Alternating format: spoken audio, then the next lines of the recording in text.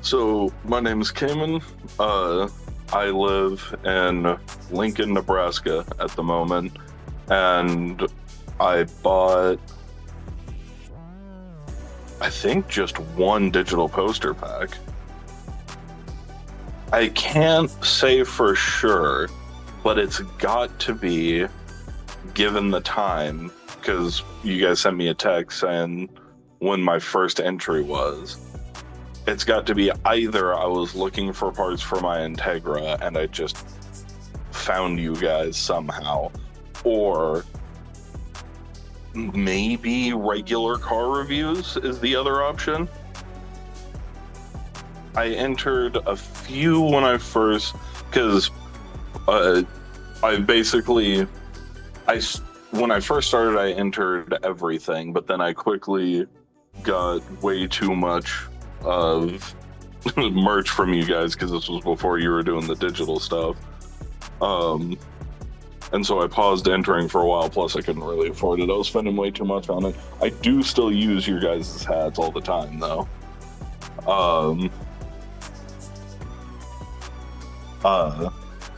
But after that, it was, I was focused on entering for cars that I would like, which, you guys do put a lot of cars that I would like out there. It's just some I know I don't fit in. I'm a big dude. I am 6'3" and 300 pounds.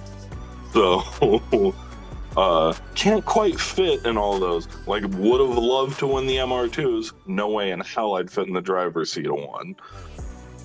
So I used to, back in the day, I can't even remember the name of the website anymore. But there's one other giveaway site. They gave away other stuff too, but it was mainly like I was only interested in the cars. And they give away, or they used to give away cars with money to like essentially pay for the taxes and stuff when you got your hands on it, and they were all brand new cars and stuff. And at first I was like, oh, that's cool, and I entered into those, especially because the entries are relatively cheap, like it's like $2 to $5 an entry or something like that.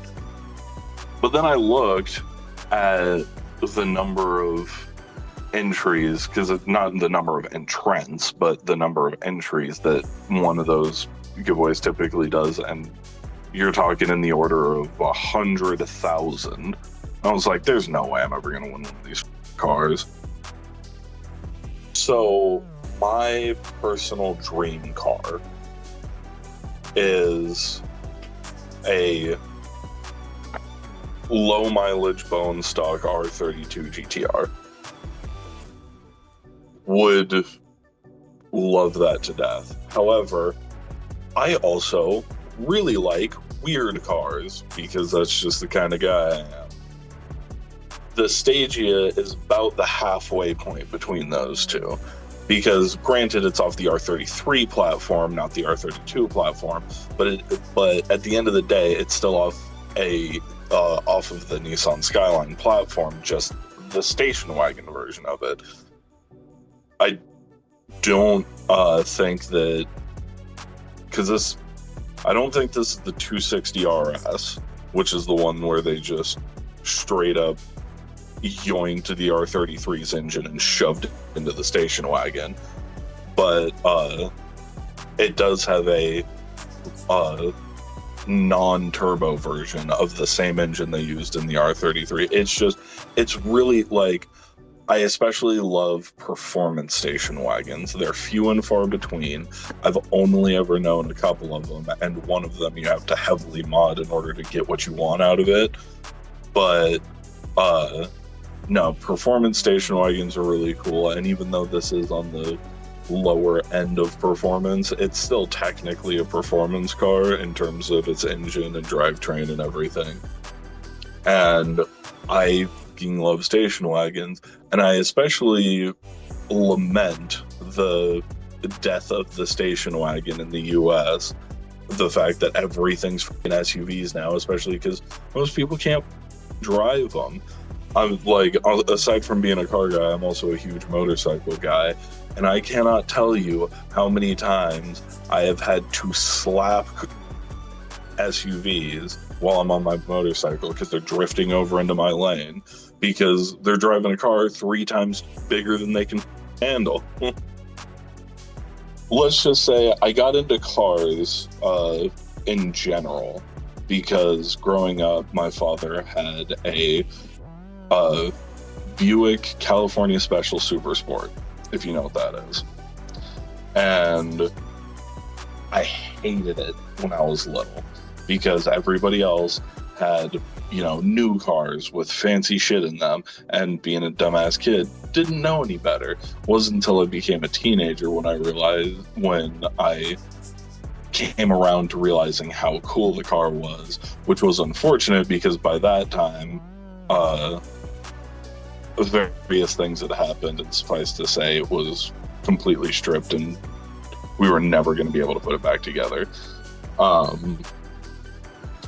But that led me into, let's call it a car group, after I left high school, where a friend of mine had a bunch of cars, and the thing that really got me into foreign import cars was he had an Infiniti, what was it, G35? The older tuner, like older now, but new at the time, tuner coupe from Infiniti. And he turned that thing into a stealth fire breather. Looked totally stock on the outside, put out 550 horsepower with a switchable exhaust so that it could either go through the mufflers like normal, or you could flick a switch and it dump into a straight pipe, and it was just so crazy. And that's what started getting me into Japanese cars, was for the tuning aspect. Unfortunately, I am not old enough to have been around for the, in my opinion, peak of the Japanese tuner years, the late 90s, because I was too young for that. But it doesn't mean I still don't want them. Like I said, R32 Integras are super cool, despite the fact that they're front-wheel drive. People hate on them because they're front-wheel drive, but I don't know, I think they're cool. When you called me and woke me up, obviously, nobody likes getting woken up. My first reaction was, who the f*** calling me? But no, after that, it was really cool, especially because